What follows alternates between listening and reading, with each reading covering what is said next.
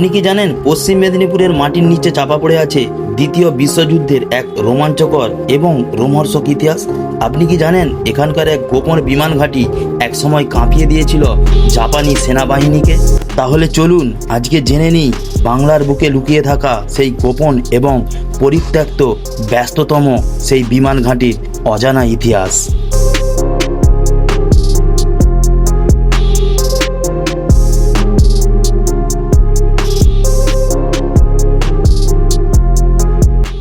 সময়টা ছিল তখন 1942 সাল। দ্বিতীয় বিশ্বযুদ্ধ তখন তুঙ্গে। জাপানি সেনারা ভারতের উত্তর পূর্ব সীমান্ত দিয়ে ক্রমশ এগিয়ে আসছে। তাদের রুখতে ব্রিটিশ রয়্যাল এয়ারফোর্স মেদিনীপুরের বুকেই গড়ে তোলে এক রণকৌশল বিমান ঘাঁটি, যার নাম দিগরি এরোড্রাম।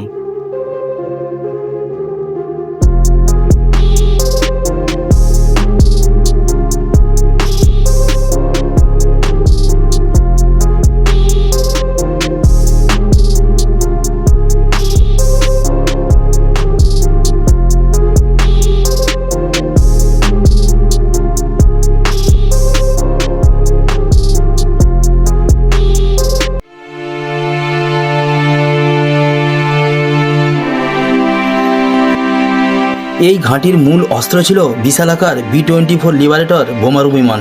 এখান থেকে উড়ে গিয়ে বিমানগুলো বার্মায় জাপানি ঘাঁটির উপর একের পর এক বিধ্বংসী বোমা বর্ষণ করত।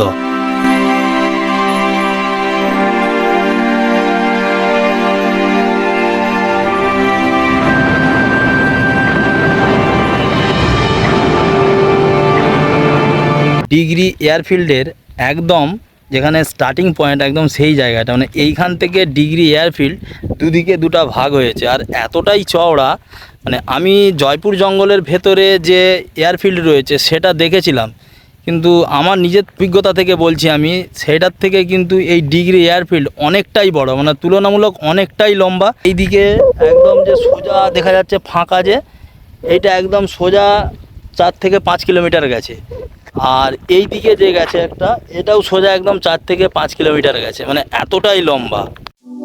শুধু বোমা বর্ষণই নয়, শত্রুর সীমানার গভীরে গিয়ে গোপনে রসদ সরবরাহ এবং জয়িস ছদ্মনামের সিক্রেট এজেন্ট বা গুপ্তচরদের প্যারাশুটের মাধ্যমে নামানোর চরম ঝুঁকিপূর্ণ মিশন চলত এই দিগরি বিমান ঘাঁটি থেকেই।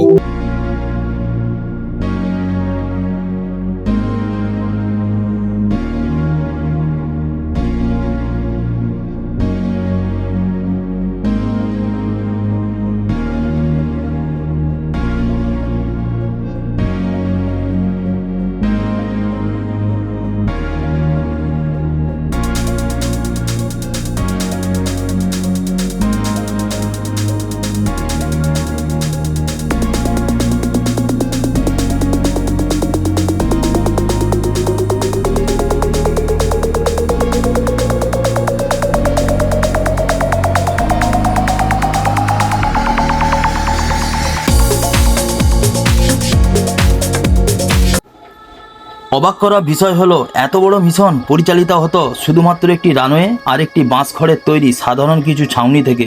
1945 সালে যুদ্ধ শেষ হওয়ার পর 1946 সালে এটি চিরতরে পরিত্যক্ত হিসাবে ঘোষণা করা হয়।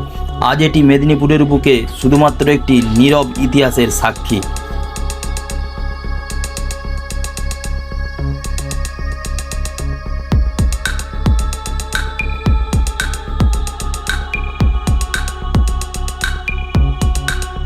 বন্ধুরা, দ্বিতীয় বিশ্বযুদ্ধের সময় এই এয়ারফিল্ড ইংরেজরা তৈরি করেছিল, আর সেটা মানে আজও পরিত্যক্ত ঠিকই, এখনও অনেক ভালো কন্ডিশনেই রয়েছে।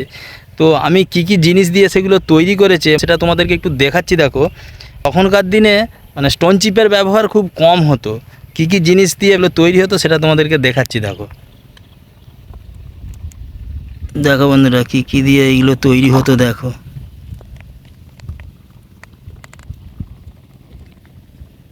দেখো বন্ধুরা, কালো পিচ রয়েছে ঠিকই, স্টোন চিপও রয়েছে, কিন্তু তার সাথে সাথে কিন্তু পাথর ব্যবহার করা হয়েছে। দেখো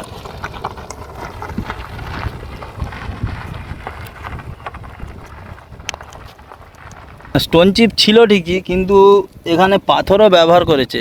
এই যে এই রকম ধরনের পাথর দিয়ে তখন এই এয়ারফিল্ড তৈরি করেছিল ইংরেজরা দ্বিতীয় বিশ্বযুদ্ধের সময়। আর একবার ভালো করে দেখিয়ে দিচ্ছি কি কি জিনিস ছিল এই এয়ারফিল্ড তৈরি করার সময়। এই দেখো স্টোন চিপও রয়েছে, বেশিরভাগটাই কিন্তু নুড়ি আর পাথর দিয়ে।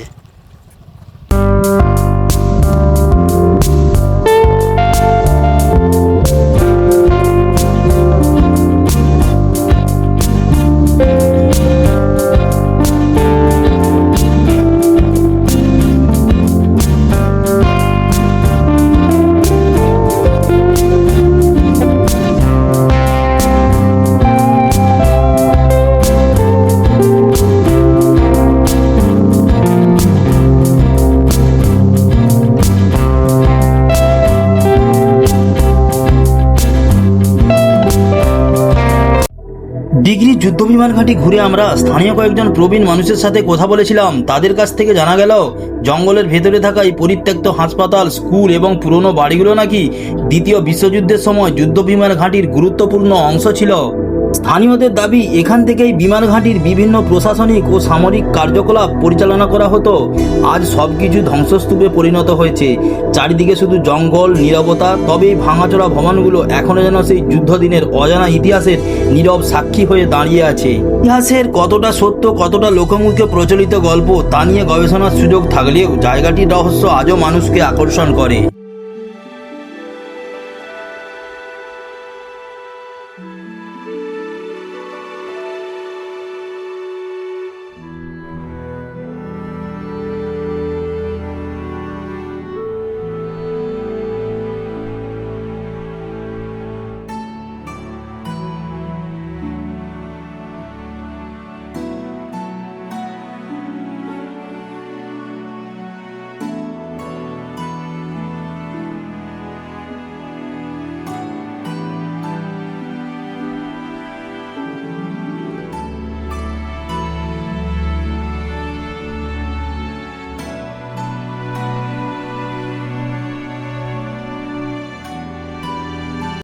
জঙ্গলের গভীরে সময়ের কাছে হার মেনে আজও দাঁড়িয়ে রয়েছে ডিগ্রি যুদ্ধবিমান ঘাঁটি। একসময় দ্বিতীয় বিশ্বযুদ্ধের গুরুত্বপূর্ণ সামরিক কেন্দ্র হিসেবে পরিচিত এই স্থান এখন পরিণত হয়েছে এক রহস্যময় ধ্বংসাবশেষে। চারিদিকে নীরবতা, ভাঙাচোরা স্থাপন আর ইতিহাসের অসংখ্য অজানা গল্প সব মিলিয়ে যেন অতীতের এক জীবন্ত অধ্যায়। সেই ইতিহাসকেই নিজের চোখে দেখার উদ্দেশ্যেই আমি ও আমার বন্ধু বেরিয়ে পড়েছিলাম এই পরিত্যক্ত যুদ্ধবিমান ঘাঁটি এক্সপ্লোর করতে। ঘুরে দেখেছি বহু পুরনো স্থাপনা, খুঁজে বের করার চেষ্টা করেছি যুদ্ধের সেই হারিয়ে যাওয়া স্মৃতিগুলো। স্থানীয় মানুষের কাছ থেকেও জেনেছি এমন কিছু তথ্য যা এই জায়গার রহস্যকে আরও গভীর করে তোলে। আসলে ডিগ্রি যুদ্ধবিমান ঘাঁটি শুধু একটি পরিত্যক্ত জায়গা নয়, এটি ইতিহাসের এক নীরব সাক্ষী।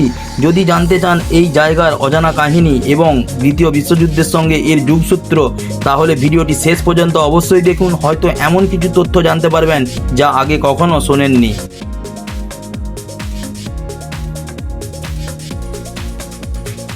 ডিগ্রির এই ঐতিহাসিক যুদ্ধবিমান ঘাঁটি ঘুরে আমরা যতটা জানতে পেরেছি তা আপনাদের সাথে ভাগ করে নেওয়ার চেষ্টা করেছি। আশা করি ভিডিওটি আপনাদের ভালো লেগেছে এবং নতুন কিছু জানতে পেরেছেন। ভালো লাগলে ভিডিওটি লাইক করুন, কমেন্টে আপনার মতামত জানান এবং বন্ধুদের সাথে শেয়ার করুন। আর যদি এখনও আমাদের চ্যানেলটি সাবস্ক্রাইব না করে থাকেন তাহলে এখনই চ্যানেলটা সাবস্ক্রাইব করে বেল আইকনটি অন করে রাখুন। খুব শীঘ্রই আবার হাজির হব নতুন কোনো ইতিহাস, রহস্যময় স্থান এবং অফবিট ভ্রমণের ভিডিও নিয়ে। ততক্ষণ পর্যন্ত সবাই ভালো থাকুন, সুস্থ থাকুন, সাবধানে থাকুন। ধন্যবাদ। আবার দেখা হবে পরের ভিডিওতে। নমস্কার।